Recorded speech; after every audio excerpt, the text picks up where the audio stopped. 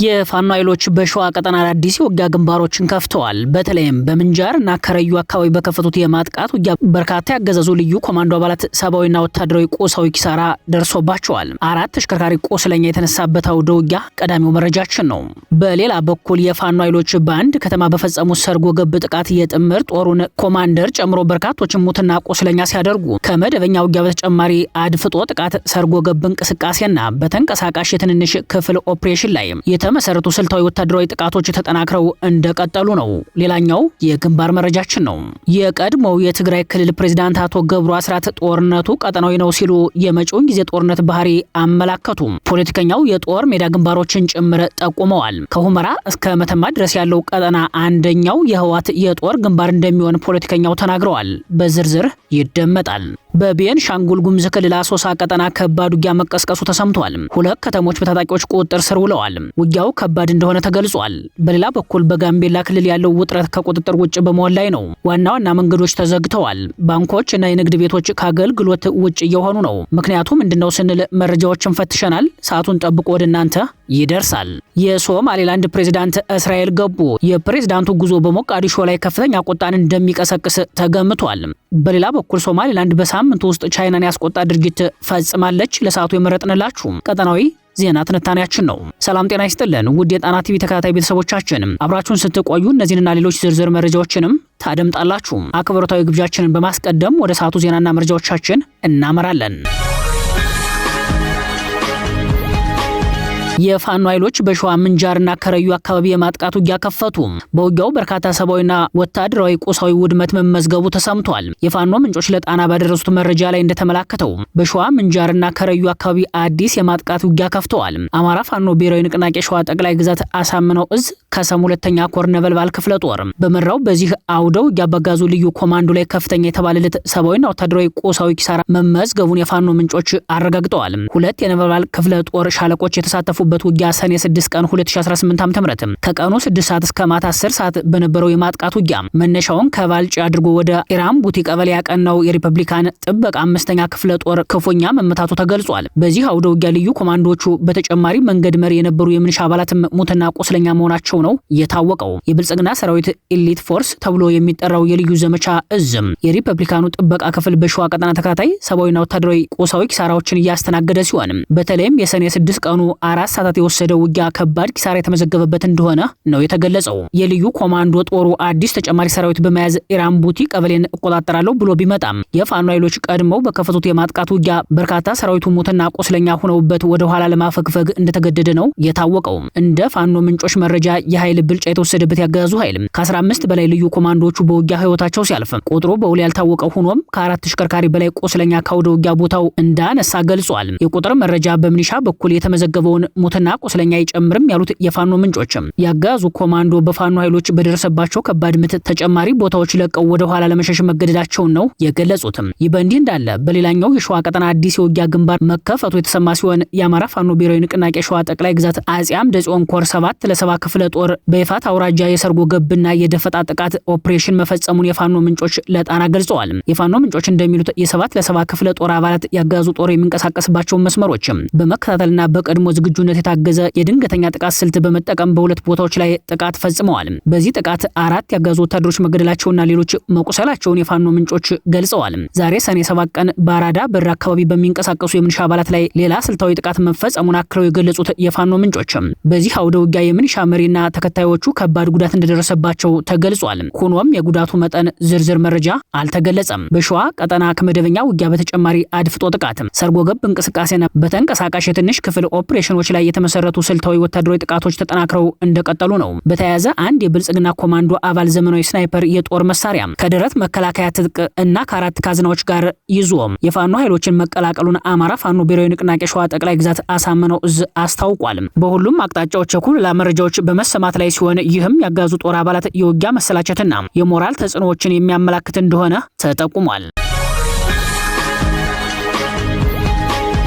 የቀድሞው የትግራይ ክልል ፕሬዝዳንት አቶ ገብሩ አስራት ጦርነቱ ቀጠናዊ ነው ሲሉ የመጪውን ጊዜ ጦርነት ባህሪ አመላከቱ። ፖለቲከኛው የጦር ሜዳ ግንባሮችን ጭምር ጠቁመዋል። ህወሓትና ብልጽግና ወደ ጦርነት እያመሩ ባሉበት በዚህ ሰዓት የቀድሞው የትግራይ ክልል ፕሬዝዳንትና የአረና ትግራይ ለዲሞክራሲ ፓርቲ መስራች አቶ ገብሩ አስራት ቀጣዩ ጦርነት ቀጠናዊ ነው አሉ። ፖለቲከኛው አይቀሬውን የሰሜን ጦርነት በተመለከተ እስከነ ጦር ሜዳው ጭምር በመጠቆም አነጋጋሪ ማብራሪያ ሰጥተዋል። አቶ ገብሩ ከሪፖርተር ጋር ባደረጉት ቃለ መጠይቅ የሰሞኑ የብልጽግና የድሮን ጥቃት የጦርነቱ መጀመር ማረጋገጫ መሆኑን ጠቅሰው የህወሓት አርሚ 13 የሚሰኘው ጦር በ10 የጭነት መኪኖች ሙሉ የጦር መሳሪያ ይዞ ወደ ሱዳን ለማቋረጥ በመንቀሳቀስ ላይ ሳለ በድሮን እንደተጠቃ ገልጸዋል። በድሮን ጥቃቱ የደረሰው ጉዳት ቀላል እንዳልሆነ የገለጹት ፖለቲከኛው 10 መኪና ሙሉ ትጥቅ እንደነበረና በሽራሮ በሽሬና በሌሎች ስፍራዎች አሁንም ቁስለኞች እየታከሙ መሆኑን ተናግረዋል። ጥቃቱ የጦርነት ጅማሮን ያመላክት እንደሆነ ለቀረበላቸው ጥያቄ አቶ ገብሩ ጦርነቱ መጀመሩን ገልጸዋል። ጦርነቱ ቆይቷል ከተጀመረ ማለት በይፋ ህወሓትም ይሁን ፌደራል መንግስት በይፋ ጦርነት ባያውጅም ጦርነት ከታወጀ ግን ቆይቷል። ጦርነት ማወጅ የፕሪቶሪያ ስምምነት ፈረሰ ማለት እኮ የነበረው ስምምነት የሰላም ስምምነት ፈረሰ ነው። በህወሓት አፍርሶታል እና ይሄ ሲል ጦርነት ነው የነበረውን የድሮው የተስማሙበት መንግስት መሰርታለሁ ሲል ጦርነት ነው የቆየውን መንግስት ድሮ እንዲፈርስ የተስማሙበት። ጦርነቱ በይፋ ባይታወጅም በተግባር ተጀምሯል ያሉት የቀድሞው የትግራይ ክልል ፕሬዝዳንት ገብሩ አስራት ጦርነቱ ጀነራል ታደሰ ወረደ በስልጣን ላይ ያሉ እንደተጀመረ አሁን ደግሞ ይበልጥ እንደተባባሰበት ነው ያብራሩት። ቀጣዩ ጦርነት ቀጠናዊ ነው ያሉት አቶ ገብሩ በቀጠናዊ ጦርነቱ ያለው ኃይል አሰላለፍ ሱዳንና ኤርትራ በጋራ ጦር ሲያሰማሩ፣ ግብጽ ደግሞ በአየር ጥቃት በድሮን ስልጠናና በመሰል ተግባራት በጦርነቱ ተሳትፋለች የሚል ግምታቸውን አስቀምጠዋል። ፖለቲከኛው አክለውም የጦርነቱ ቀጣይ መስመሮች የት ሊሆኑ እንደሚችሉ ጠቁመዋል። አንደኛ ህወሓት ከሻቢያ ከፋኖና ከሌሎች የኢትዮጵያ ታጣቂዎች ጋር በመሆን ወደ አዲስ አበባ ማምራት እንደሚፈልግና ለዚህም ደግሞ ቀጣይ የጦርነት መስመሮች ወይም ጦር ሜዳው በአማራ ክልል በቆቦና በሰቆጣ በኩል እንደሚሆን ጠቁመዋል። የህወሓት የጦር አሰላለፍ ይህንን መስመር ታሳቢ ያደረገ መሆኑንና በቆቦ በራያ በሰቆጣና በመቀሌ መስመሮች ላይ አብዛኛውን ኃይሉን ማስፈሩን ገልጸዋል። ሁለተኛውና አዲሱ ስትራቴጂ ሲሉ የጠሩት ከመተማ እስከ ደባዜን ባለው የኢትዮጵያ ድንበር በኩል ህወሓት ከሱዳን ጋር ግንባር ለመፍጠር መፈለጉ ነው። የሱዳን ጦርም ይህንን አካባቢ በቅርቡ ዋና የጦር ቀጠናው ማድረጉን አስታውሰዋል። ጦርነቱ ከተነሳ እንደ ቀድሞው በጥቂት ግንባሮች ብቻ አይሆንም ያሉት አቶ ገብሩ ከቆቦ ከመቀሌና ከሱዳን መስመር በተጨማሪ በሽሬ አካባቢ ብዛት ያለው ኃይል እየሰፈረ መሆኑን ገልጸዋል። ብዙ ኃይል አጠናክረው በሱዳን በኩልም ወደ ሁመራ ለመግባትም ፍላጎት ያላቸው ይመስላሉ። እኔ እስከማየው ያን ኃይል ማጠናከር መተማ አካባቢ የሱዳን አካባቢ ድንበሮች በዚህም ኃይላቸው አጠናክረው የሱዳን የአልቡርሃን መንግስትም እንዲሁ ዋናው የጦርነቱ ሰንተር ያደረገው ማዕከል ያደረገው በዚህ ከመተማ ደባዜን እስከ ሁመራ ባለው ወሰን ስለሆነ በዚህም ሌላ ግንባር ይኖራል። ስለዚህ አንድ ግንባር አይኖርም። ሁለቱ የታወቁ ሶስት የታወቁ ግንባሮች ግን አንዱ ይሄ ሱዳን ግንባር ነው።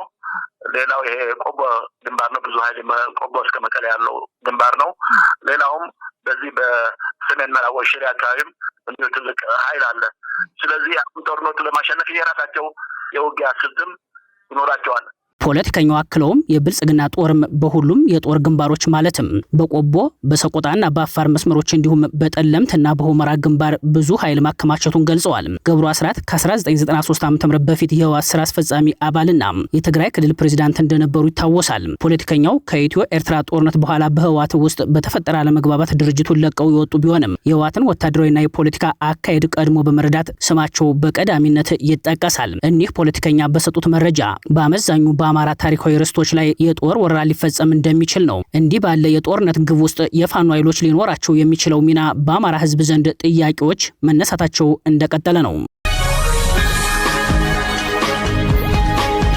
በቤንሻንጉል ጉሙዝ ክልል አሶሳ ቀጠና ከባድ ውጊያ መቀስቀሱ ተሰምቷል። ሁለት ከተሞች በታጣቂዎች ቁጥጥር ስር ውለዋል። በሌላ በኩል በጋምቤላ ክልል ያለው ውጥረት ከቁጥጥር ውጭ በመሆን ላይ ነው። በቤንሻንጉል ጉሙዝ ክልል አሶሳ ቀጠና ከባድ ውጊያ ተቀሰቀሰ። በቀጠናው ከሚንቀሳቀሱ ታጣቂ ኃይሎች አንዱ የሆነው የቤንሻንጉል ነጻነት ንቅናቄ ስትራቴጂክ የተባሉ ሁለት ከተሞችን መቆጣጠሩ ተሰምቷል። አንደኛዋ የኮሪደር ከተማ በኢትዮ ሱዳን አዋሳኝ በብር ሸለቆ ወረዳ የምትገኝ አሊቬሮ ከተማ ናት። ይህች ስትራቴጂክ ከተማ በታጣቂዎች ቁጥጥር ስር መዋሏ ሲሰማ መተማ በርጀራ የተባለችው ሌላኛው ስትራቴጂክ ከተማም በታጣቂዎች ተይዛለች። ታጣቂው ቡድን ከተሞቹን መቆጣጠሩን ተከትሎ የእንቅስቃሴ ገደብ ክልከላ ማድረጉን የጠቆሙት ምንጮች በአካባቢው በአሁኑ ሰዓት ከባድ ውጥረት ተፈጥሯል። በተመሳሳይ የድንበር ተሻጋሪ ግጭቶች ማዕከል የሆነው ሌላኛው የኢትዮጵያ ክልል ጋምቤላ በሰከንድ ውጥረት ላይ ነው። በክልሉ እየተደጋገመ ያለው ግጭት ክልሉ ከቁጥጥር ውጭ እየወጣ መሆኑን የሚያሳይ ነው። ባንኮችና ሱቆች በጸጥታ ስጋት የተነሳ እየተዘጉ መሆኑን የሚጠቁሙት የከተማዋ ምንጮች ከጋምቤላ ከተማ ወደ ኒውዮር ዞን የሚወስዱ መንገዶች ተዘግተው እንቅስቃሴ ሙሉ ለሙሉ መቆሙን ለጣቢያችን ገልጸዋል። በተመሳሳይ ሁኔታ በጋምቤላ ከተማ በርካታ ወጣቶች እየታሰሩ መሆኑም ተሰምቷል። ባለፈው ሳምንት የፌዴራል ፖሊስ አባላት ጭምር የተሳተፉበት በክልሉ ፕሬዝዳንት ጽህፈት ቤት ላይ ጥቃት መከፈቱ ይታወሳል። ከዚህ ጥቃት በኋላ በከተማዋ ያለው እንቅስቃሴ ችግር ውስጥ ገብቷል ያሉት የአካባቢው ምንጮች ተቋማት እየተዘጉ እየተከፈቱ መረጋጋት እንደጠፋ መሆኑን ለጣቢያችን ገልጸዋል። በሌላ በኩል የአኟክ ታጣቂዎች በየአካባቢያቸው ከፍተኛ የትጥቅ ትግል ዝግጅት እያደረጉ መሆናቸው ተሰምቷል። የኒውዌር እና አኟክ ጎሳዎች የትጥቅ ትግል ለማድረግ ወታደራዊ ስልጠናዎችን እያደረጉ ይገኛሉ። ጎሳዎቹ ከሱዳን በተለያየ መንገድ ትጥቅ እያስገቡ ሲሆን ከደቡብ ሱዳን ወታደራዊ አዛዦች ጋርም ግንኙነት አላቸው ተብሏል። በጉዳዩ ላይ የፌዴራል መንግስት የሚከተለው የማገላገልና የማቅረብ አንዱን ጥሎ ሌላውን አንጠልጥሎ አቀራረብ በተለይም የኦሮሚያ ክልል ወታደራዊ ጣልቃ ገብነት ሁኔታዎችን እያባባሱ እንደሆነ ነው የጠቆመው። የነ ጃልመሮ ቡድን በጋምቤላ ኮሪደር ወደ ደቡብ ሱዳን ለመውጣት መስመር የሚፈልጉበት መሆኑን ተከትሎ ውጥረቱ እንደተባባሰም በመረጃው ላይ ተመላክቷል። ህገወጥ የጦር መሳሪያም ዝውውሩም ሌላኛው ፈተና ነው የሚሉት የቀጠናው የፖለቲካ ታዛቢዎች በመሳሪያ ዝውውሩ የመከላከያና የክልሉ ፖሊስ አመራሮች ተሳታፊ መሆናቸው ችግሩን አባብሶታል ይላሉ። የህወሓት ወታደራዊ አዛዦች በከፍተኛ ብስጭት በብልጽግና ላይ ዛቱ።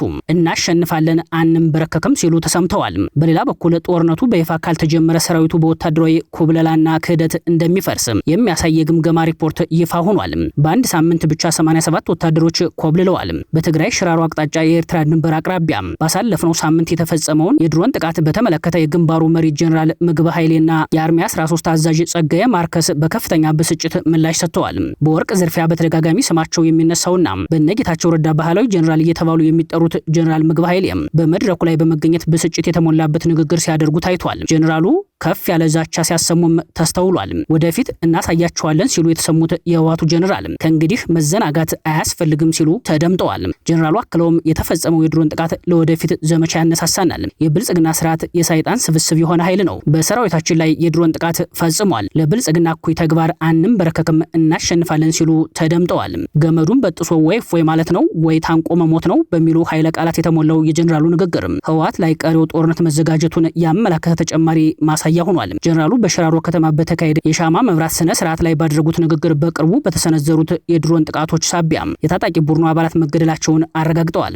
መስዋዕትነት እየከፈልን ያለነው ለታላቁ ዓላማ ነው ያሉት ጀነራሉ ጥቃቱ በትግራይ ህዝብና ሰራዊት መካከል ያለውን አንድነት ያጠናክራል ብለዋል። የሰራዊት እልቂት እንዴት አይነት አንድነት እንደሚፈጥር ዝርዝር ማብራሪያ ያልሰጡት የህወሓቱ ጀነራል በወሳኝ የታሪክ ምዕራፍ ላይ እንገኛለን ያሉትም በተለይም ያለን ምርጫ ገመዱን በጥሰን መውጣት አሊያም በዛው ገመድ ታንቀን በድንግርግር ውስጥ መኖር ነው ያሉበትን የንግግራቸው ክፍል ምርጫው ጦርነት መሆኑን ያመላከተ ሆኗል። የአርሚ 13 አዛዥ ጸጋዬ ማርከስ በበኩላቸው ታግለን እናሸንፋለን፣ አሁን ደግሞ ትግል አገር ሽቶብን እየታገልን ነው የሚል ዲስኩር አሰምተዋል። ወታደራዊ አመራሩ እንደተናገሩት በትግሉ ውስጥ መስዋዕትነት መክፈል አለ። ከናስተዳድራችኋለን ወደ እናጠፋችኋለን፣ አታጠፉንም አምርቷል ሲሉ ቀጣዩን ጦርነት ምክንያታዊ ለማድረግ ጥረት ሲያደርጉ ታይቷል። ይህ በእንዲህ እንዳለ ጦርነቱ በይፋ ተጀምሮ የግዳጅ ስምሪት ካልተሰጠ የህወሓት ጦር በወታደራዊ ኩብለላና ክህደት ሊፈርስ እንደሚችል የሚያሳይ የግምገማ ሪፖርት መቅረቡ ተሰምቷል። ሪፖርቱ የቀረበው በአርሚ አዛዦች በኩል መሆኑ ተጠቁሟል። ህወሓት ምዕራብ ግንባር ሲል በሚጠራውና በሽሬ ቀጠና በተለያዩ የትግራይ አካባቢዎች ከሚገኙ አርሚዎች መካከል አርሚ 17ን ጨምሮ አርሚ 50፣ አርሚ 42፣ አርሚ 24፣ አርሚ 11 በሳምንቱ ውስጥ 87 ወታደሮች መኮብለላቸው ታውቋል። ሰራዊቱ በፍጥነት ወደ ግዳጅ ገብቶ ይፋዊ ጦርነት ካልተጀመረ ሰራዊቱ እየከዳ ያልቃል የሚል ግምገማ ያላቸው የአርሚ አዛዦችም ጦርነቱ ይህን ክረምት እንዳያልፍ በፍጥነት እንዲጀመር በመወትወት ላይ መሆናቸው በወታደራዊ መረጃው ላይ ተመላክቷል። ታላቁ የጥቁር ህዝቦች ድል የአድዋ ድል መታሰቢያ በአሜሪካዋ ግዛት ምክር ቤት የመታሰቢያ ቀን ተሰየመለትም። ድሉ የመላው ጥቁር ህዝብ ነው ተብሏል። ጥቁር ሰው መሆኑ በተጋድሎ የተመሰከረበት ታላቁ የአድዋ ድል በዓል መታሰቢያ በአሜሪካዋ ግዛት ምክር ቤት የመታሰቢያ ቀን ተሰየመለትም። በታላቁ ንጉሠ ነገሥት አፄ ሚኒልክና በእቴጌ ጣይቱ በሳል አመራር በአያሌ ኢትዮጵያ ጀግኖች በዓለም የትግል ታሪክ ነጭ በጥቁር የተሸነፈበት ታላቁ የአድዋ ድል በዓል መታሰቢያ በወዲድ ገዢዎች እንዲደበዝዝ ቢደረግም በአሜሪካን ሀገር በአንዲት ግዛት ግን የድል ድል መታሰቢያውን የሚዘክር ውሳኔ ተላልፏል።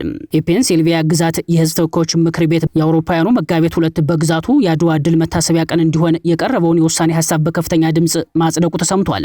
ይህ HR 441 የተሰኘው የውሳኔ ሐሳብ የጸደቀው ባለፈው ሳምንት በግዛቲቱ የህዝብ ተወካዮች ምክር ቤት በተደረገ የድምጽ አሰጣጥ ስነ ስርዓት ነው። በአሜሪካ የግዛቶች ምክር ቤት አሰራር መሰረት ይህ ውሳኔ በግዛቲቱ የህግ መዝገብ ላይ የአድዋ ድል በይፋ እውቅና ያገኘበት ታሪካዊ ሰነድ ሆኖ በቋሚነት ይቀመጣል። ይህ የውሳኔ ሐሳብ ረቂቅ የአውሮፓውያኑ ማርች 2 ቀን 2026 የ130ኛ የአድዋ ድል ቀን ሆኖ በፔንሲልቬኒያ ግዛት እውቅና እንዲሰጠው የሚደነግግ ነው። ውሳኔው በሪፐብሊካንና በዲሞክራቲክ ፓርቲ እንደራሴዎች በተሰጠ 195 ከፍተኛ የድጋፍ ድምጽ እና በ6 ተቃውሞ ብቻ ነው የጸደቀው። ረቂቁ የቀረበው ከሁለት ወራት በፊት ቢሆንም የምክር ቤቱን የውስጥ አሰራሮችን አልፎ ውይይቶች ተደርገውበት ከቆየ በኋላ የውሳኔ ድምጽ የተሰጠበት ግን ባለፈው ሳምንት ነው። HR 441 ረቂቅ የውሳኔ ሐሳቡን ለፔንሲልቬኒያ የህዝብ ተወካዮች ምክር ቤት ያቀረቡት የሰሜን ፊላደልፊያ ሞንትጎመሪ ካውንቲ የህዝብ ተወካዮች የሆኑት ሴናተር ቤንጃሚን ሳንቼዝ ናቸው። ሴናተር ቤንጃሚን ሳንቼዝ በዕለቱ በንባብ ባሰሙት የመክፈቻ ንግግር በዘመናዊ የዓለም ታሪክ ውስጥ አድዋ የማይናቅ ቦታ እንዳለው ካወሱ በኋላ ኢትዮጵያዊ ንጉስ ዳግማዊ ሚኒሊክና ባለቤታቸው ጣይቱ ብጡል በአመራር ሰጭነት አገራቸውን ከቀኝ ገዥ ተቀራማቾች ማስጣላቸውን አብራርተዋል። ይህም ለአፍሪካ አሜሪካውያን በአገረ ግዛቱ ውስጥ ለሚኖሩ ትውልደ ኢትዮጵያውያን ሁሉ ታላቅ ኩራት ነው ብለዋል። የፔንሲልቬኒያ ግዛት የተወካዮቹ ምክር ቤት በበኩሉ በድረገጹ ባሰፈረው ጽሑፍ ኢትዮጵያ ቀኝ ያልተገዛች ብቸኛው አፍሪካዊ ሀገር በመሆን በ19ኛውና በ20ኛው ክፍለ ዘመን በነበሩ የዓለም ሀያላን እውቅና ማግኘቷን ገልጸዋል። በመሆኑም የአውሮፓውያኑ መጋቢት 2 በፔንሲልቬኒያ ግዛት የአድዋ ድል መታሰቢያ ቀን እንዲሆን ውሳኔ ማሳለፉን አስታውቋል። ይህ ውሳኔ አድዋ በመላው ዓለም ለሚገኙ ጥቁር ህዝቦች የኩራት ምንጭ ሆኖ ከትውልድ ወደ ትውልድ እንዲሸጋገር ተጨማሪ አቅም እንደሚሆን ነው የተገለጸው። የሶማሌላንድ ፕሬዝዳንት እስራኤል ገቡ። የፕሬዝዳንቱ ጉዞ በሞቃዲሾ ላይ ከፍተኛ ቁጣ እንደሚቀሰቅስ ተገምቷል። በሌላ በኩል ሶማሌላንድ በሳምንቱ ውስጥ ቻይናን ያስቆጣ ድርጊት ፈጽማለች።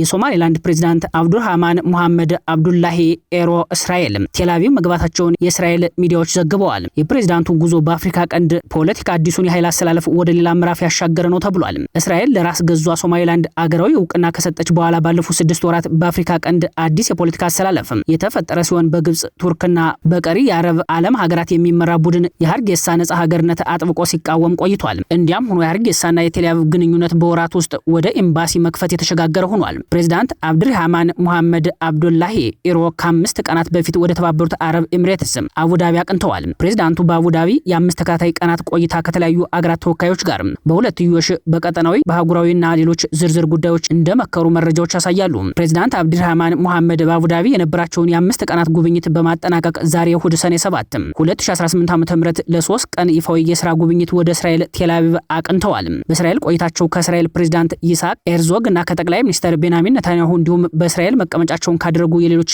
አገራት ልዩ ልዩ ተወካዮች ጋር ምክክር እንደሚያደርጉ ይጠበቃል። በተጨማሪም ሶማሌላንድ በእስራኤል የከፈተችውን ኤምባሲ መርቀው እንደሚከፍቱ የፕሬዝዳንቱ ጽሕፈት ቤት ይፋዊ መረጃዎች ያሳያሉ።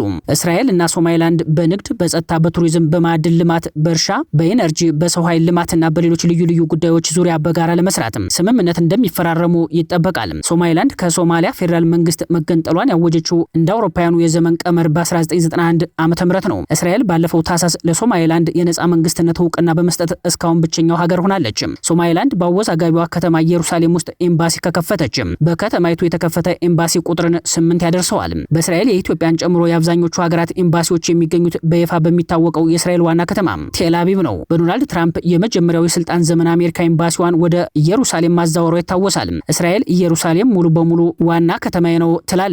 ፍልስጤማውያን ደግሞ በኢየሩሳሌም የይገባኛል ጥያቄ ያላቸው መሆኑ ከተማዋን የመካከለኛው ምስራቅ አልፎም የዓለም ፖለቲካ የቀውስ ማዕከል አድርጓት ይታያል። የተባበሩት መንግስታት ድርጅትና በርካታ ሀገራት ምስራቅ ኢየሩሳሌምን በእስራኤል በኃይል እንደተያዘ አካባቢ እንደሆነ ይቆጥሩታል። ፍልስጤማውያንም ምስራቅ ኢየሩሳሌም የወደፊቱ ዋና ከተማቸው እንዲሆን የትግል ግብ ይዘው በጽናት የቆሙ መሆኑ የሶማሌላንድ ኤምባሲ በኢየሩሳሌም መከፈቱ ተቃርኖውን ከፍ እንደሚያደርገው ተገምቷል። እስራኤል ባለፈው ታህሳስ ለሶማሌላንድ እንደ ነጻና ሉዓላዊ ሀገር እውቅና ስትሰጥ ሶማሌላንድ የግዛቴ አካል ናት የምትለው ሶማሊያ የእስራኤልን እርምጃ በሉዓላዊነቴ ላይ ሆን ተብሎ የተሰነዘረ ጥቃት ስትል ጠንካራ ተቃውሞ መሰንዘሯ ይታወሳል። የአረብ ሊግ፣ የአፍሪካ ህብረትና ሌሎች ዓለም አቀፍ ተቋማት እንዲሁም መንግስታት እርምጃውን እንደተቃወሙት አይዘነጋም። ይህ በእንዲህ እንዳለ ሶማሌላንድ በታይዋን የዲፕሎማቲክ ቢሮ መክፈቷን ተከትሎ የሶማሌው ፕሬዝዳንት ሐሰን ሼህ መሐመድ ምላሽ ሰጥተዋል። ፕሬዝዳንቱ በከፍተኛ ቁጣ ውስጥ ሆነው የእስራኤል እውቅና ወጥመድ ነው ብለዋል። ሶማሌላንድ በሳምንት ውስጥ ውስጥ ቻይናን ያስቆጣ ድርጊት ፈጽማለች። ሶማሊላንድ ቻይና የግዛት አካል ናት በምትላት ታይዋን ውስጥ የዲፕሎማቲክ ቢሮ በመክፈት በይፋ ስራ ማስጀመሯን አስታውቃለች። ሀርጌሳ ለሶማሊላንድ አዲስ የዲፕሎማሲ ቢሮ ወደ ስራ ማስገባቷንና አምባሳደር መሐመድ አደም ጃማን መሾሟን አስታውቃለች። ሶማሊያና ቻይና ሶማሊላንድ ከታይዋን ጋር የምታደርገውን ዲፕሎማሲያዊ ግንኙነት በጥብቅ ሲቃወሙ የቆዩ ሲሆን ይህ የሶማሊላንድ የቅርብ ጊዜ እንቅስቃሴም በቤጂንግ ዘንድ ያልተወደደ ሆኗል። ሶማሊላንድ የሾመቻቸው አምባሳደር ጃማ ሶማሊላንድና ታይዋን ለሶማሊያና ለቻይና ተጽዕኖ እንደማይንበረከኩና ሶማሊላንድም ከማንኛውም ሀገር ጋር ግንኙነት የመመስረት ሉዓላዊ መብት እንዳላት መናገራቸውን የሮይተርስ ዘገባ አመላክቷል። ታይዋን ከእስራኤል እውቅና ዓመታት በፊት በሶማሊላንድ የዲፕሎማቲክ ተልዕኮ መስርታ እንደነበር ይታወቃል። ታይዋን የውክልና ቢሮዋን በሶማሊላንድ የከፈተችው እንደ አውሮፓውያን አቆጣጠር በ2020 ላይ ነበር። በቅርቡ የታይዋን ልዑካን ወደ ሶማሊላንድ እንዳይሄዱ የሶማሊያ መንግስት አግዶ እንደነበርም ይታወሳል። ቤጂንግም የሁለቱን ወገኖች ግንኙነት በተመለከተ ጥብቅ ማስጠንቀቂያ አሰምታ ነበር። በተጨማሪም ታይዋን ለሶማሊላንድ የፖሊስ፣ የባህር ጥበቃ፣ ወታደራዊ ቁሳቁስና ስልጠና ትሰጣለች። በጉዳዩ ላይ የሶማሊያ ፕሬዝዳንት ሐሰን ሼክ መሐመድ ምላሽ ሰጥተዋል። ፕሬዝዳንቱ የእስራኤል ለሶማሊላንድ እውቅና መስጠት ለሶማሊላንድ የዲፕሎማሲ ድል ሳይሆን የዲፕሎማሲ ወጥመድ ነው ብለዋል። ይህ ድርጊት ሶማሊያን ወደ ጦርነት የሚጎትት ወጥመድ ነው ያሉት ፕሬዝዳንቱ እስራኤል ወደ ሶማሊላንድ ሂዳ ወጥመድ ያጠመደችው ቀደም ብላ ከሶማሊያ ማዕከላዊ መንግስት ጋር መስማማት ሳትችል ስለቀረች ነው ሲሉ አዲስ መረጃ አውጥተዋል። እስራኤል ለራሷ የደህንነት ፍላጎት ብቻ ስትል ወደ ሶማሊላንድ መጥታለች ያሉት ፕሬዝዳንት ሐሰን ሼክ መሐመድ እስራኤል 3 አስርት ዓመታትን ለተሻገረው የሶማሊላንድ የእውቅና ፍላጎትም እምብዛም ግድ የላትም ሲሉ አክለዋል። ሶማሊላንድ እውነተኛ እውቅና አልተቀበለችም፣ ወደፊትም አትቀበልም፣ ከእስራኤል የተሰጠውም ወጥመድ ነው ሲሉ ሞግተዋል። ክቡራትና ክቡራን ቤተሰቦቻችን ለሰዓቱ የተሰናዱት መረጃዎቻችን የተከታተላችኋቸውን ይመስሉ ነበር። አብራችሁን ስለቆያችሁ ልባዊ ምስጋናችን ይድረሳችሁ እያልን የጣና ቲቪ ወቅታዊ ዜናዎች፣ ትንታኔዎችና ልዩ ልዩ ፕሮግራሞች እንዲደርሷችሁ ቻናላችንን ሰብስክራይብ በማድረግ ቤተሰብ ይሁኑ። በተሳትፎ የትግል ሚዲያውን እንዲያጠናክሩ ጥሪያችንን እናቀርባለን። ጣና ቲቪ ከሀቅ ጋር